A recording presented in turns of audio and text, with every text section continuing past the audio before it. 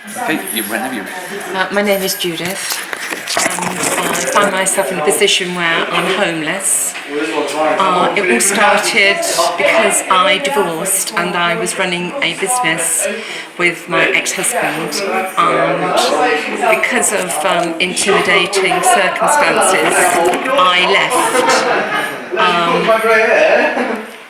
left quite a sizable property that we jointly owned, and I was subjugated to go and sleep on the floor of a derelict farmhouse which was 4 miles away, which we both owned. And during the divorce I asked for that to be given to me. Meantime, while I was actually there, I had the Inland Revenue start pursuing me, and they pursued me from 1998 to 2008, and it was during that time that I became very, very short of money. So unwittingly I signed a document which was purportedly a mortgage deed.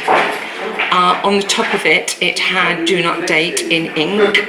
It had my initials, which are 4 initials, my 3 Christian names and my surname, and a witness by a friend who actually, when she witnesses things, writes the word witness from north to south. Anyway, eventually I realised that it was, on investigation, a dud document. So 2.5 years into the purported mortgage, I ceased. I meantime then got a copy back from the land registry, which had certified to be a true copy, and on it was dated the 5th of April 2007. The 4 initials on the left-hand column and the word witness were taken off. So I actually contacted them and said, this is a fraudulent document because I never ever signed a document on the 5th of April 2007. I wasn't heard. I then took the whole thing and went through the court system for 2.5 years. As I was in Norfolk at the time, I went through the court system. I then engaged the help of my youngest son, who in the beginning, 2.5 years ago, said, "Mum, you've always been different, but now I think you've lost it." And I said, "Hang on a minute." It took me through 3 months of showing him various documents. "Look at this document, look at this document." And he said, "Actually, I think you've got a point." So he gave up his career, put his whole life on line, and came back to help them fight. And he's very bright. He's done strategic thinking in America and Dubai. And the 2 of us took on the court system. Anyway, it all snowballs and snowballs. On the 17th of May in King's Lynn Court, in King's Lynn Court, I was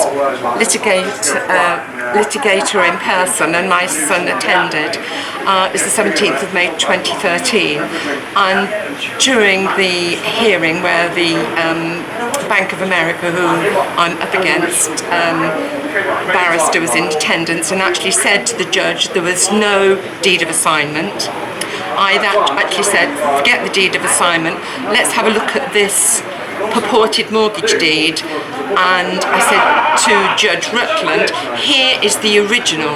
He took it from me and said, where did you get this? And I said, I don't throw anything away because of my profession, and this is a copy. And he pushed it on one side and said, possession, straight away. So actually on the 12th of the 12th, 13, there should have been possession and an eviction, but I went to the High Court on the 10th of December and went before a master to put a claim in against Bank of America.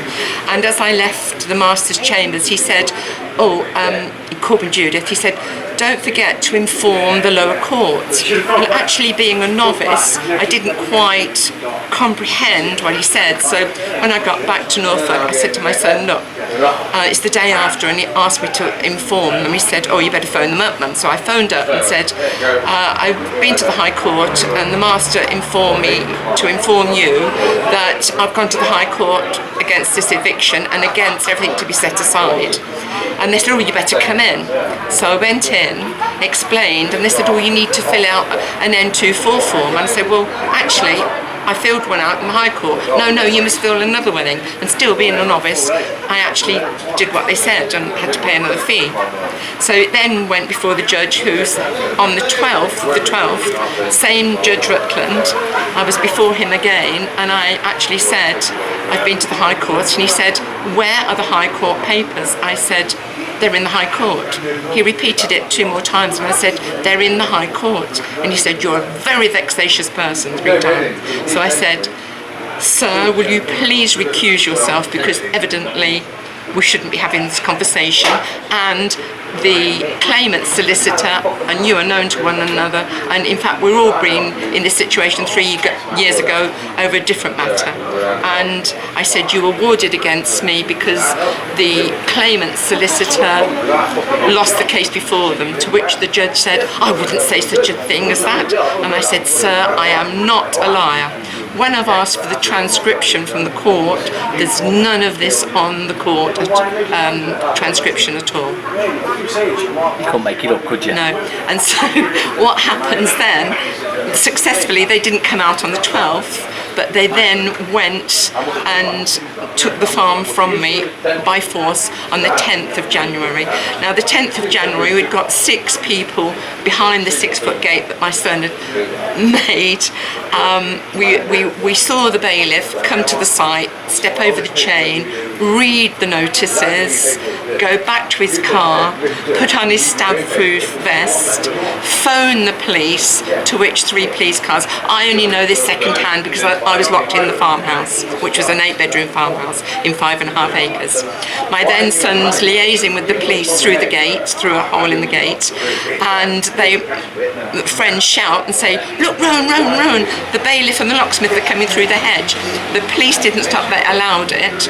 And so my son then goes over, and the bailiff stands right up to him, in his face intimidating, who's 6'2" and quite a big guy. My son's only about 9 stone, when he's wet, and says, hello, Rowan. He said, who are you? I don't know you.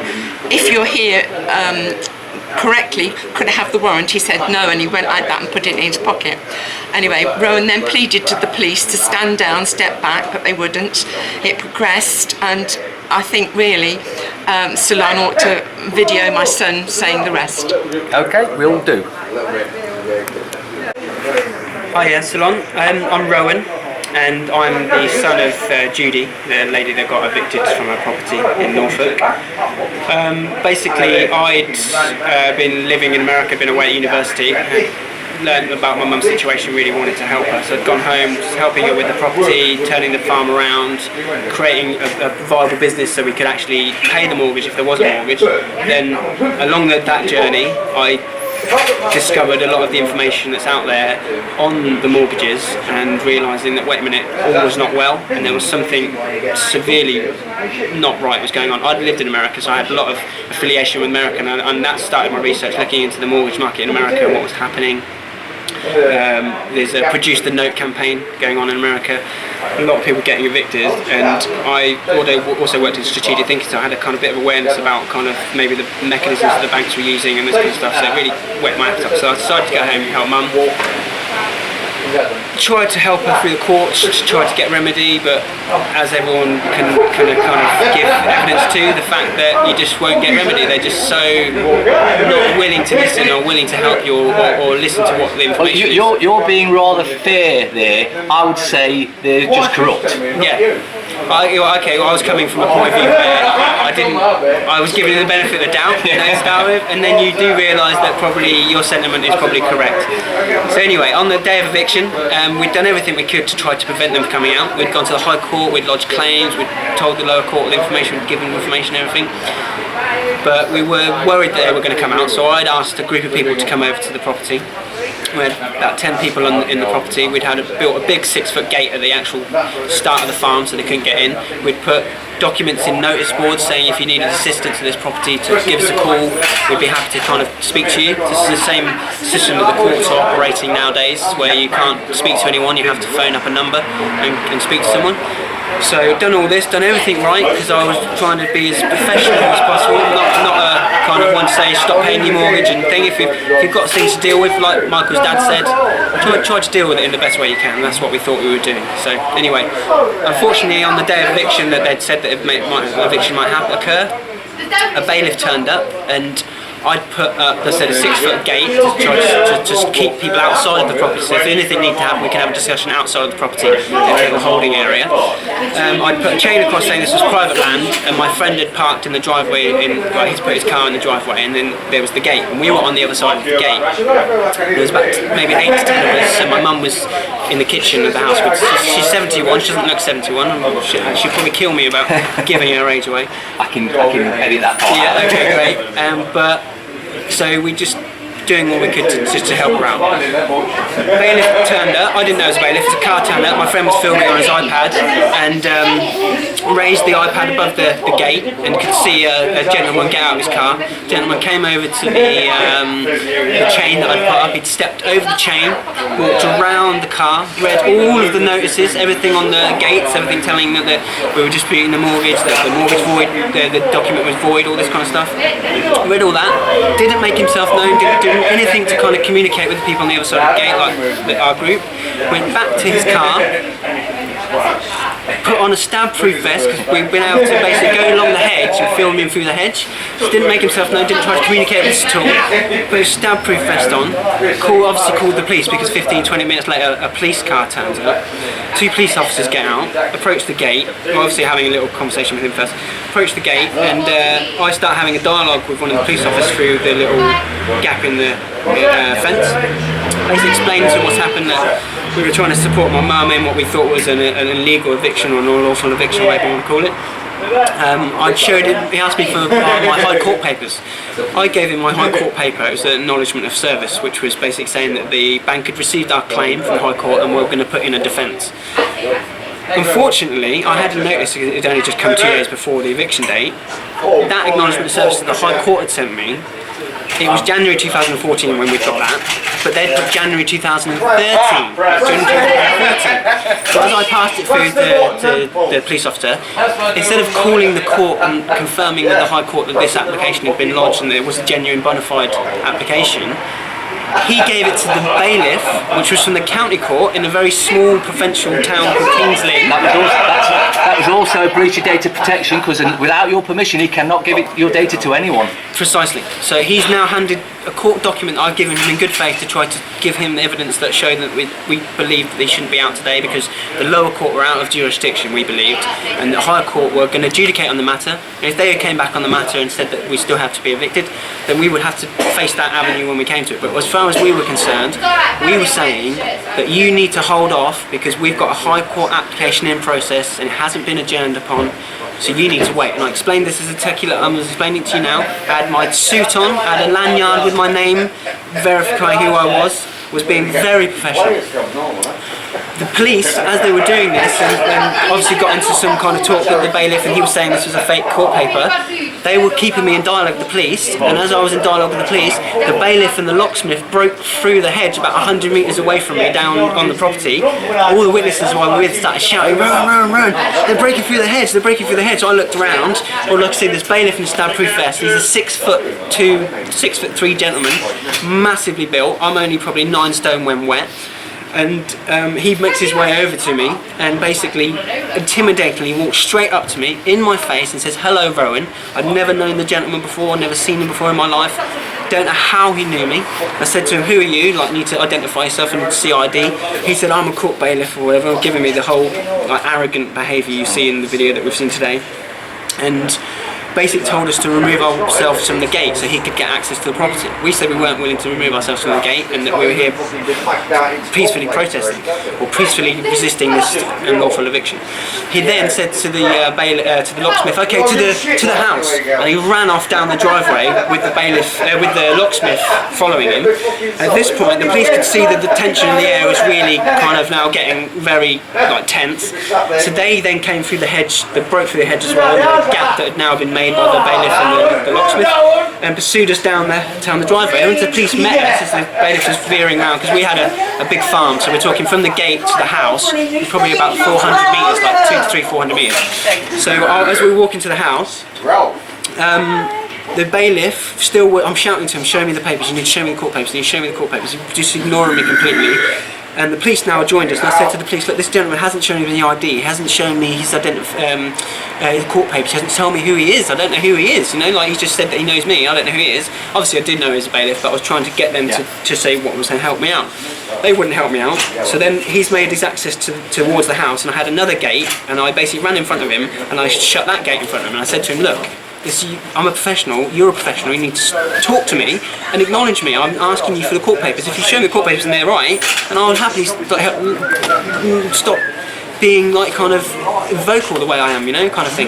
And instead, he just ignored me and made his way backtrack round this wall, and I'd put some pallets up round the wall, so he had to go around this rough ground, a rough terrain. And as I said to my friend, you hold this gate, and I ran round the wall to see him, and as he came round the wall, he had the court papers in his pocket, and in a moment of madness I took the court papers in my pocket as they were kind of, they looked like they were going to fall out anyway, and I just didn't know what to do. I was just at my end of my tether really, because I've been asking the police to help me, been asking him to acknowledge me, hadn't acknowledged me, so I gave into the moment, took the court papers, ran to the house, posted the court papers through the window to my mum, who's in the kitchen, and we had a photocopy in the kitchen. I said to her, photocopy those, I'll be back in a minute. So I went back to where I was, where all the police were, where the bailiffs were, everything, and said, right, I need to calm this down. Before I could even do anything, the bailiff starts shouting, arrest that man for theft, arrest that man for theft. I'm like kind of standing there thinking, what the hell? And all of a sudden the police, two police officers are on me, like right in my face, almost spitting in my face, saying, give those court papers back, give those court papers back. And I'm saying, which court papers are you referring to? Because I wanted them to make a distinction of what he hadn't shown me the court papers, so I wanted them to make a distinction. I'm saying, which court papers are you referring to? They were saying, give those court papers back. Really, really kind of not communicative at all. And basically then said, if you don't give those court papers, we're going to arrest you. And again I said, which court papers are you referring to? Before I knew it, two of them just grabbed me, and as they grabbed me, we all I'm only 9 stone, they must have been about 15 stone each. They grabbed me, we all fell into the wall, and I smashed my head on the wall, so now I have this big cut on my head, and it's all just like dripping blood. Then I'm rolling on the floor with them, and one of them's got one of my arms and handcuffed it, the other one's got the other arm, so I'm getting tossed like a rag doll, and I get flipped up, and this arm that's got handcuffs get pulled this way, and this arm gets he lets go of it, because he thinks this guy's going to pull me, and this arm's got them put underneath me, and he's scratching with the handcuffs, this guy, and then they're saying to me, stop resisting, stop resisting. And I said, I'm not resisting. I said, you're basically abusing me, like I'm shouting to all the people to help me, no one's doing anything. And then another police officer comes around, and they basically like grab hold of my legs, pull me up, and grab the whole of the other arm, and my head's getting smashed against the floor, my shoulders are getting like cut still, and then they handcuff me up, and then before that, one of them basically dived on me with his knee and fractured 2 of my ribs. So basically now I'm like, take care, don't shoot off. Take care. I'm bleeding. I've got a suit on that they've ripped and torn. My coat is ripped and torn. They've ripped my ID off. They've torn all my shoulder up. And then one of them's put all his body weight and fractured 2 of my ribs. And I said, I'm 9 stone when wet. They're probably 15 to 18 stone gentlemen. And they've just completely used their body weight and all of their like who they are to kind of like get me to like these handcuffs on me. When I would have, if they'd have said, put your hands forward or whatever, you're under arrest, I would have done that, but they didn't give me an opportunity to do that. And when they basically frog marched me, and my friend filmed all of this on his film, and he's been filming this the whole time, and there's been witnesses there as well, and he actually said they're probably putting their hands behind your back because they want to show that you're resisting, when I wasn't resisting. He said I couldn't resist, 3 officers. And they said then we're marching back down this 400 metre, 300 metre driveway back down to the gate, and the friend has been filming the whole time of this. The police haven't been attempting to get the camera off him at all, and he's filming, and they've got me handcuffed, and 2 officers are leading me back down out of the property. As soon as we get over the threshold of the property where the gate was, because the gate has now been opened by the locksmith, one of the police women that was there, she was what are they called, those PCSO? A PCSO. She shouts, get him! As soon as he goes over the threshold, she shouts, get him! And they all go for the iPad and for the gentleman, my friend, to try and grab him. Luckily his iPad's in a leather case, and he threw it like a frisbee, and it went flying back into the property, landed near the locksmith, and the police were shouting, get that, grab it! The locksmith realised that didn't want anything to do with the whole thing, so just recoiled and just backed away from the iPad because didn't want anything. And then my friend managed to go grab the iPad, and then the police pursued him back into the property. Because of it, he's one of my mum's friends mainly. I know him through my mum, and he's maybe his late 50s, early 60s, but now he's gone really paranoid and won't give me the footage, and he's kind of very scared himself because of the way that the police were aggressively acting with me, and he's now scared himself. And then basically they arrested me, didn't read my rights until about 45 minutes after they'd assaulted me. He made you put it on YouTube. I'm not joking. That's what he's doing. Oh. Yeah. And then basically got me into, now in Norfolk where I live, they have these police investigation centres, and they're state-of-the-art holding centres for detainees, and they're basically computerised very much, I would imagine, like a concentration camp looks like. Big draconian kind of buildings with a big barbed wire and very kind of digitalised ways of processing people, you know. So I was basically placed in there. I was checked over by a nurse because I was in severe agony, bleeding, a lot of cuts and bruises everywhere. Checked over by her. She didn't check my ribs because at this point I was probably adrenaline fueled, like didn't really know what I was doing, kind of serving off the pain.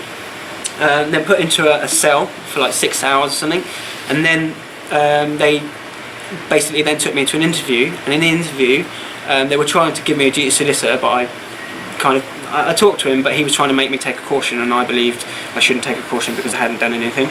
So I said I'd rather go ahead and see what happens and go along with this process because it was new to me, and he wasn't really explaining it to me. And he said that if I didn't take a caution then, it wouldn't be available to me to take a caution ever again. And I said, well, surely that's a bit like a window salesman coming to my house trying to sell me windows. And he got very upset about that and said that he's not a window salesman. I said, I didn't say you were. I was saying that seems like a similar deal. So anyway, we went into the interview, and in the interview they had the court paper that I'd given to the police, and now they were saying that I'd been making fake court papers. And they were holding it up saying, this is a fake court paper, you've been making fake court papers, haven't you? And I was like, no I haven't, which court paper are you referring to? So I grabbed hold of the court paper, and luckily I'd managed to kind of maintain composure, and I just held it up to the camera, read it verbatim, and just basically asked them had they ever processed a high court claim. None of them had, so I explained it to them and spent about 30 minutes of the interview explaining the situation, that I believed the mortgage was void, and trying to get it on public record that I believed the mortgage was void. And after about 40 minutes, the officer that was interviewing me slammed the desk with his hand and said, this is my interview, and you are trying to dictate this interview and take it off on a tangent. And he looked to the solicitor for the help. Obviously the solicitor couldn't help me because I wasn't really involved with the solicitor, and he was getting very irate and shouting at me, trying to make me back down and stop me giving the preamble of my case so they couldn't take it out of context. And I just said to him, if I don't give you the preamble, you're going to take it out of context and you're going to make me look like a criminal, and I don't believe I am a criminal. You know, I haven't done anything wrong. I'm trying to help my mum. I have loyalty to my mum. I believe she's been abused by the bank, and all we would want was disclosure and some kind of remedy that didn't see her at 71 getting kicked out of her home that she'd had for the last 20 years, you know. And that was all we wanted. So now I'm getting told that I'm a liar, or I'm making fake court papers, and I've got 2 fractured ribs in the process, you know. But anyway, so to say that the officer could realise that he wasn't getting anywhere with me, and decided to stop the interview. And then now, but they're still trying to charge me with theft and resisting arrest. So I've got that hanging over me, as well as the fact that I've lost my mum's home and the home that I was staying in, and that all the hard work and energy that we put into it, and it's a big reality check, I suppose. Is what So in effect then, you've suddenly realised there's far more going on than you perhaps thought there were when you started on this path? Certainly. I think that you have a naivety or a kind of a rose-tinted view. Absolutely. About what is going on, and then when you start stepping into the situations that you have to deal with in these kind of situations, like going to court and dealing with barristers or solicitors or police and bailiffs and these kind of things, you realise that it all doesn't meet the eye, and there's a lot of language and processes and procedures being used that aren't clear and aren't probably lawful. Yeah. So, and especially when you look into the financial makeup of the bank's loans and how they've given the loans to the people that they've given the loans to. Like in America they call it the ninjas. I think it's the no income jobs or assets. This is the subprime market. And I think that's what's happened. Mum's bank that she has a loan with, I've been able to trace back to Bank of America Merrill Lynch. And it's obvious that they've basically saturated the market in America, given all the subprime people they could find loans, and then come into Europe and try to give other subprime people, so elderly, single parents, people that didn't have jobs, assets or incomes that would have been vulnerable. So okay, they've given them a loan, but after 3 years they probably won't be able to pay that loan because you've just given them a line of credit which gave them some funds to be able to pay some money towards an alleged mortgage, but after that 3 years, because it's 5 years or 10-year mortgage, they haven't got the money to sustain their living as well as the mortgage payments. So inevitably they were going to default, and the banks knew that full well when they gave those loans out. So there wasn't due diligence carried out, or like you said, it was a very corrupt process to asset strip people, basically. Yeah. What happened to the farm in the end? Basically, the farm was then, an asset management company took hold of the farm for the mortgage company, which was Aventria. Aventria then employed another company called Home Logic, which they came and then babysitted us at the property. They said we had 15 days to clear the property, but in the interim, as I'd got arrested and Mum had got taken away to a friend's house, they came the next couple of days and basically stole all our livestock, so all our chickens, all of our geese, all our cats had to go to another place. Some of our cats ran away and we couldn't get them for a couple of days because of all the hectic stuff that had gone on there. We got really scared. And then the asset management company employed a company called Cytex Orbis to come and put these big grills on our property and make it look like a drug den or something crazy out of some kind of weird thing that you'd see on a movie or something. And basically took a lot of the windows off the property and allowed then, it was January 2014 this happened, so there was a lot of rain at that time, a lot of dark days, and we then said they had 14 days to clear the property, so we had to go into the property when there was no heating or electric, because they turned the heating and electric off, no running water, no access to toilets or anything like that, and all the air and the rain was coming through the windows because they'd taken the windows off and put these grills on, so all the window sills were getting saturated with water, and the house valuation was obviously dropping considerably because of this damage that was being caused, because they'd just drilled into all of the windows, massive holes in the windows, complete disregard, smashed loads of decking, smashed windows doing all this stuff, a lot of real kind of manhandling of the house, you know, that we'd spent a lot of time and care and effort into turning it around and actually putting it. My mum had taken it from a derelict state into a house that's worth a lot of money. I had it valued by 3 independent valuers between $750 and $950, but in the 6 months before it had been stolen, yes, because I was looking to take on board the property myself, and I'd made a viable business plan. I'd started a bed and breakfast, I'd finished converting one of the barns into a classroom, and I had actually teachers come in and host test courses, so I had everything set up, and I'd written to the bank all about this and saying that I can take the mortgage and I'll take responsibility for if there is a mortgage, but they wouldn't give me this. So then the asset management company, after they'd done all this, then took photos of the house in darkness with all of this crap around it, so made it look as worse as possible. Didn't take any photos of in the house at all, and I said I'd turn it into a bed and breakfast, and not just a bed and breakfast, we'd done it in a very boutique style, so we'd done really ornate wallpaper and beautiful curtains out of silk. Everything had been really done to a very, very high standard, but they didn't take any of the photos inside. They used a complete misrepresentation of the house on the outside, and then they gave it to a local estate agent to put on the market. The estate agent that we found, they put it on the market, was not one of the estate agents that I'd used to do the independent valuations, because it was one of the worst estate agents in the local town that we lived. I think the highest thing on their books at that time was 250 to 300,000. Our house was said from 750 to 950. We'd had it valued by 3 independent, high, very reputable valuers.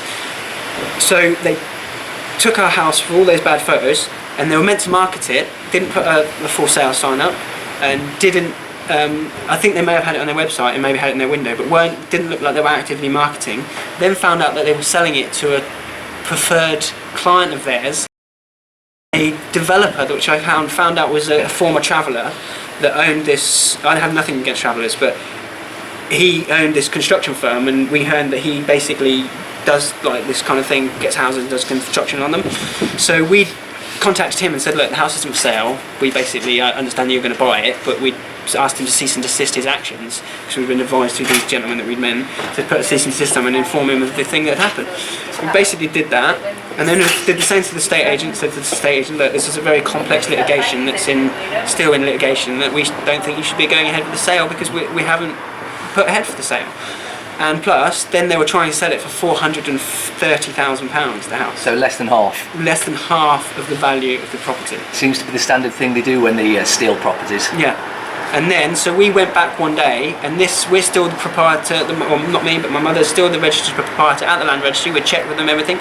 And we'd had our mailbox outside of the property, and they kept removing the mailbox, and we kept putting the mailbox back up. And we kept going to check the mail, so we didn't want to change over the mail because we thought we were going to get back in the house.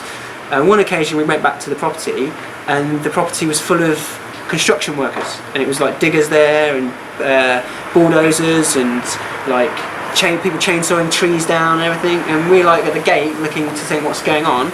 And as we went down the driveway, a gentleman approached us, and we found out it was the owner of this construction firm that had been allegedly sold the property, but hadn't changed it over land registry yet. So technically, Still yours. it was still ours, and he shouldn't be there. So he'd actually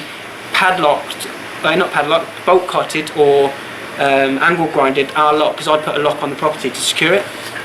Yeah. Do you want to? Well, I can speak up quickly.